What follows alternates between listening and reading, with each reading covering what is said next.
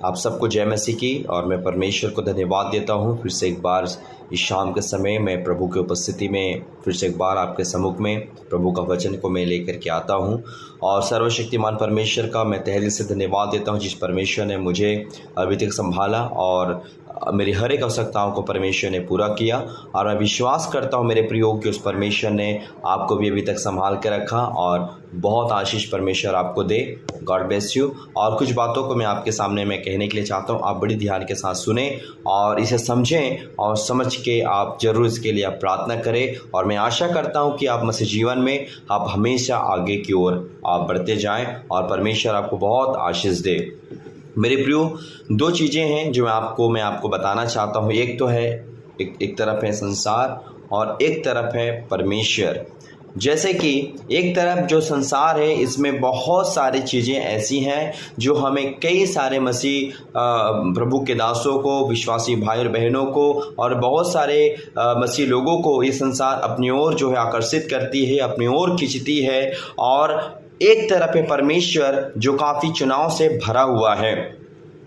और परमेश्वर के वचन में लिखा है कि चौड़ा है वो मार्ग जिसमें बहुत लोग चलने के लिए चाहते हैं, लेकिन सकरा है वो रास्ता जिसमें बहुत थोड़े लोग जो है चलना पसंद करते हैं। अगर आप और मैं प्रभु के विश्वास में हैं, यदि आप और मैं प्रभु को अपना जीवन दिए हैं, यदि आप और मैं अपने प्रभु को अपनी पूरी जिंदगी को हमने प्रभु के हाथ में सौंपा और हम विश्वास करते हैं, तो सबसे पहली बात, हम एक विश्वासी होने के नाते, विश्वासी होने का कारण जब हमने अपने जीवन को प्रभु को दिया है, यदि आप हमेशा एक बात याद रखें कि हमने प्रभु को, यदि हमने अपने जीवन को दिया है तो हम अपने जीवन को देने का मतलब है कि हम अपने आप को प्रभु को समर्पित कर देना, प्रभु को डेडिकेट कर देना। यदि हमने अगर अपने जीवन को प्रभु को समर्पित कर दिया है तो फिर हमारा जीवन इस संसार की ओर नहीं भागेगा, इस संसार की ओर हमारा मन नहीं जाएगा। परंतु यदि हमने अपने जीवन को प्रभु को दे दिया है तो हर एक बात में हमारा सोच और विचार प्रभु की ओर ही क्या है वो जाएगा। प्रभु की ओर हम सोचेंगे, प्रभु की बातों की ओर सोचेंगे। लेकिन जिन्होंने अपना जीवन प्रभु को पूरी रीति से नहीं दिया है, वो विश्वासी का हर एक चीज़ों में मन संसार की चीज, संसार की बातों पर, संसार के वस्तुओं के ऊपर ही लगा रहेगा। परमेश्वर के वचन बताती है कि तुम इस संसार के नहीं हो, तुम प्रभु के हो। और तुम्हारा मन संसार की ओर नहीं लगना चाहिए क्योंकि आप प्रभु में हैं। संसार की और मन लगना मतलब आप धीरे धीरे आप पाप की ओर बढ़ते हुए जाएंगे, क्योंकि संसार की चीज़ बहुत ही अट्रैक्टिव चीज़ है, बहुत ही आकर्षित चीज़ है। वो आपको खींचेंगे, वो आपको कमज़ोर करेगा, आपको निरस्त करेगा ताकि आप शैतान के कब्जे में फंस जाएं और आप परमेश्वर के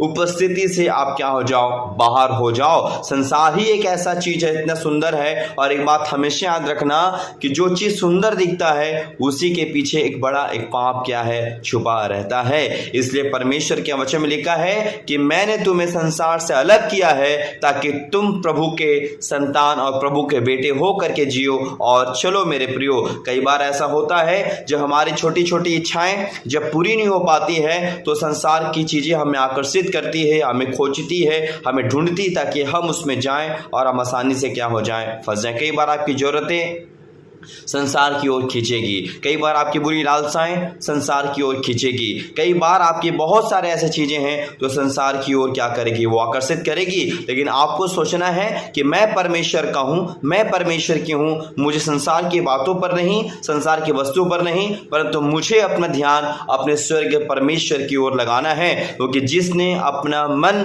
संसार की बातों पर लगाया है उसने अपना जीवन को खोया है मेरे प्रियो।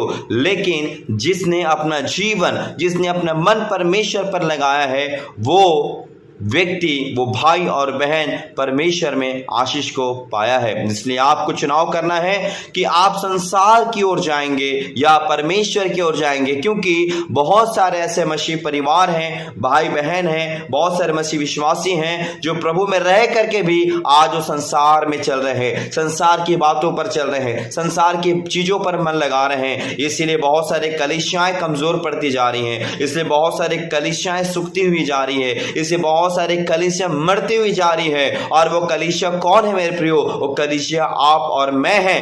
हमसे कलीसिया स्टार्ट होता है और परमेश्वर कहता है कलीसिया इसलिए आज मरते हुए जा रहे हैं क्योंकि कलीसिया में प्रार्थनाएं कम होती जा रही है, संगति कम होते जा रही है, आत्मिक चीजें कम होते जा रही है और संसारिक बातें ज्यादा होते हुए जा रही, संसारिक चीजें आती जा रही है हमारे सोच में, हमारे विचार में, कई सारे कलीसियाओं में। इसलिए सबसे पहले आप बात याद रखना कि आपका जीवन एक पवित्र जीवन जीने के लिए परमेश्वर ने आपको बुलाया है। एक पवित्र सोच रखने के लिए परमेश्वर ने आपको बुलाया है कि जैसे हम चर्च में जाते हैं तो हमारा जीवन, हमारा सोच, हमारे विचार, हमारा हर एक चीज पवित्र होनी चाहिए। जो भी हम यूज करते हैं वो सारा चीज पवित्र होना चाहिए। देन हमारी मोबाइल पवित्र होना चाहिए, हमारा सोच पवित्र होना चाहिए। आज बहुत सारे ऐसी चीजें हैं जो मोबाइल के द्वारा भी बहुत सारे लोग पाप में गिरते जा रहे हैं। बहुत सारे विश्वासी लोगों को मैंने देखा है, पहले वो क्या थे मुझे नहीं पता, लेकिन यदि हमने अब प्रभु को ग्रहण किया, यदि अब हमने प्रभु को स्वीकार किया अपने जीवन में, तो हम बहुत सारी चीज़ों से हमें क्या होना है? आज़ाद होना है। हो सकता है कि आपकी आदतें पहले थी, आप बहुत ज़्यादा संसारिक गाना सुनते रहे होंगे, आपको अच्छा लगता होगा। देन यदि आप प्रभु में हैं तो आपको संसारिक गीत, संसारिक गाना, संसारिक भजन आपको बिल्कुल भी सुनना नहीं चाहिए। ये परमेश्वर के वचन के खिलाफ है। दूसरी बात, यदि आप प्रभु में हैं, यदि आप प्रभु में आज हैं, प्रभु का आपने स्वीकार किया है, आपने बैप्टिज्म लिया हो या ना लिया हो, परंतु आपने यीशु मसीह को अपने उद्धारकर्ता के रूप में आपने ग्रहण किया है, तो संसारिक गीतों में नाचना भी प्रभु में क्या है? अपराध है मेरे प्रियो, पाप है। इसीलिए सारी चीज़ों से हमें, ये सारी चीज़ों से हमें क्या है? बचना है। ये सारी चीज़ें संसारिक चीज़ें हैं और आपको क्या करते? खींचेगी और आपको कमज़ोर करेगी और आपको